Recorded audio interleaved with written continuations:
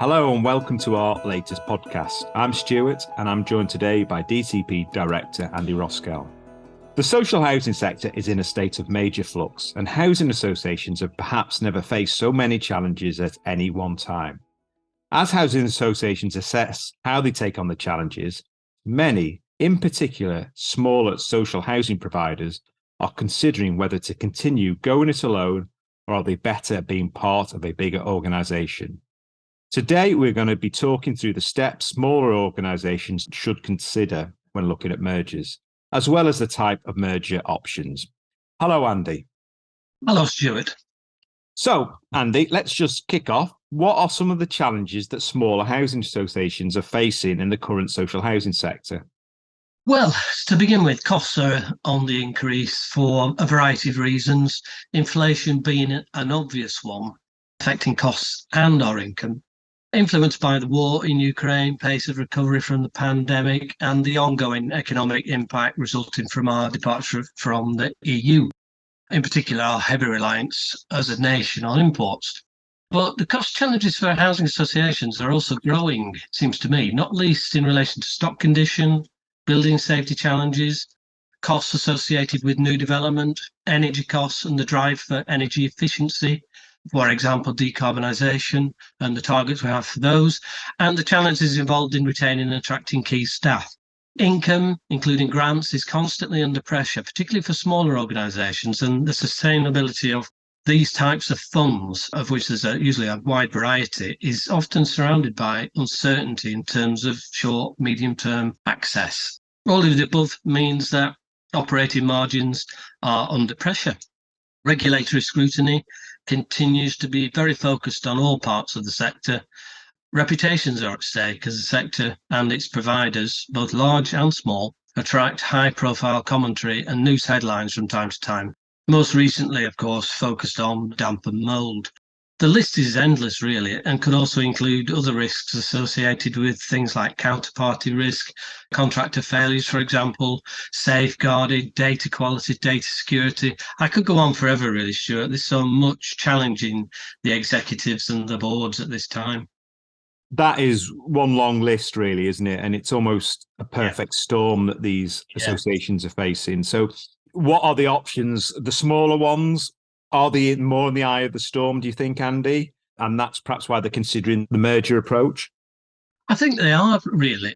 Operating margins for most organisations are under pressure, but typically smaller ones are under greater pressure because of the variety of the sources of income and grants that they traditionally access and the challenges that the providers of those grants are meeting at this stage.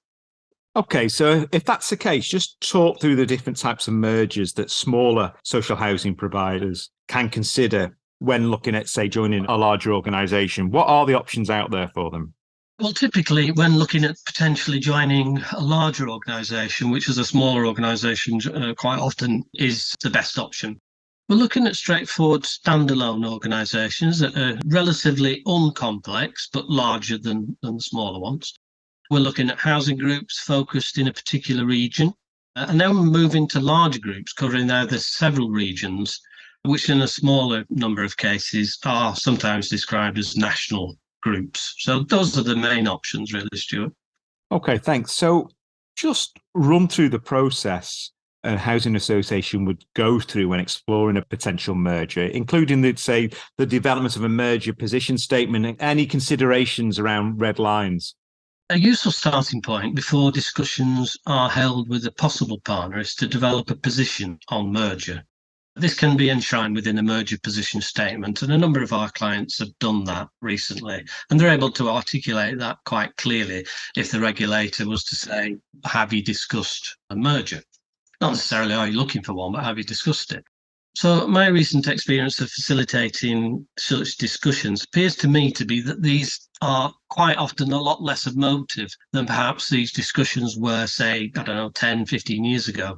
Most boards, it seems to me now, approach these matters in a strategic way with a dispassionate consideration of the opportunities as well as the risks and possible threats. Basic considerations when we advise organisations include the following.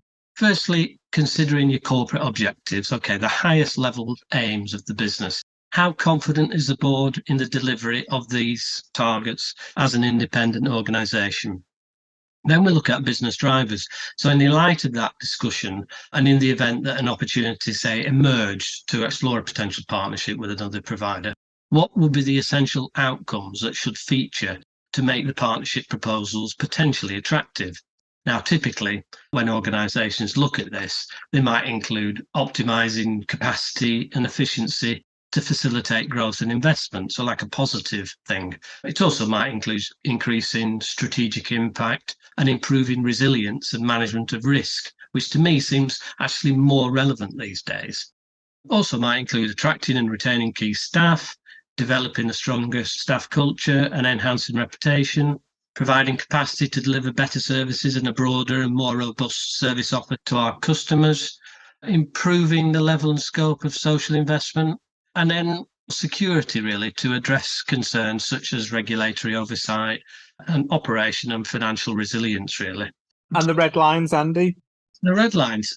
Well, these are always worth fleshing out, I think. In other words, what does red line mean? It means what does the board hold dear? In other words, if you were going into a partnership, what must you secure from that? Or equally, what must you not lose as a result of the partnership? It's really important in a merger discussion or a potential partnership discussion to get these clear at the outset. So before you even get into much detail, because if these emerge later, once you've got into, potentially expensive process, can waste a lot of time and energy if eventually it was to lead to the collapse of the discussion. So a key consideration must be, I think, cultural fit. This is often set out in guidance in relation to mergers. And in my view, and in the view of many advisors, it's at least as important as financial and operational factors and legal factors. And cultural fit is often cited as the reason why some mergers don't achieve what they set out to do, and also why some never happen at all. Okay, thanks, Andy. So how can housing associations assess whether a merger would be beneficial, particularly in terms of cost saving and improvements to service? We had a brief discussion before this podcast just about, in the past, mergers have been all about the benefits, but times have changed now. So what are people looking for in a merger?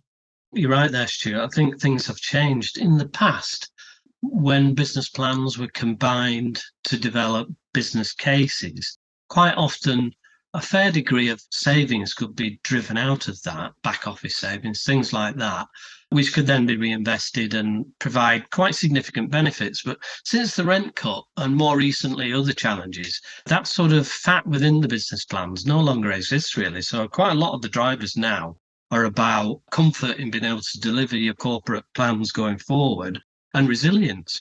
So in terms of making that assessment, these matters can be considered as part of the process that I've just explored in the previous discussion, with consideration and agreement over how close a fit a potential partner can provide with the business drivers and the red lines as part of the merger statement. So if in making that assessment, you can see the potential for a good fit with a prospective partner, then you can move to the next step, which, when I usually advise on these things, is drawing up a joint statement of intent. Sometimes they call them a memorandum of understanding. And this is where basically it's not a legal document, although it sounds like it, but it's where you state what you expect each to contribute to the partnership and what you each expect to be delivered from it. Once you've developed that joint statement and contributed to it, you can both take a look at it and take stock of it and say, do we like the look of that? Do we like what we're hearing from each other? And if you do, then you can move to a further step of undertaking some more tangible work, which is outline financial modelling, which would basically assess the combined financial outlook for a potential partnership, starting with what I call a simple A plus B scenario, which is just bolting the two business plans together, and then developing this eventually into what I describe as a benefits case business plan, which would basically include jointly developed scenarios, which might include investment plans, typically for things like new homes or new services or expanded services, and also some obvious potential for cost savings, where duplication of certain practices, back office particularly, can be reduced or eliminated. And then again, like the statement of intent, if you each like the look of the combined financial outlook and there's enough, meat in there, if you like, then the next step is to prepare a business case for consideration by the boards and ultimately, should matters progress further, by other stakeholders, including funders and the regulator. Okay, so I just want to pick up on risk and risk reduction.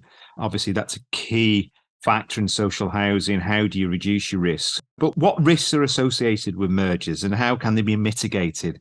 It's a good question, that, Stuart. I've been involved in quite a few mergers in one way or another, either through brokering mergers or through financial due diligence or cultural due diligence and things like that.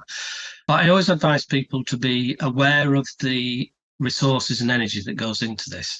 So any merger, regardless of the benefits of the business case, can absorb a lot of energy, time and resources throughout the business. The process can take anywhere between 6 and 12 months, sometimes even a bit longer to bring about. And as such, the process carries quite a few risks with it. So not least of these is the drag on the business, or the potential drag on the business, which can challenge what I describe as the business as usual performance. So while you're pushing on with the merger, all the normal key performance indicators can come under pressure as you're actually trying to manage the business as usual, and also a significant impact of the merger process itself.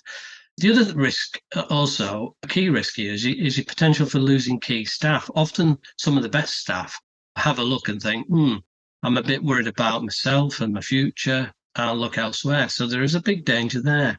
All of these can be managed and mitigated to some extent through good project planning.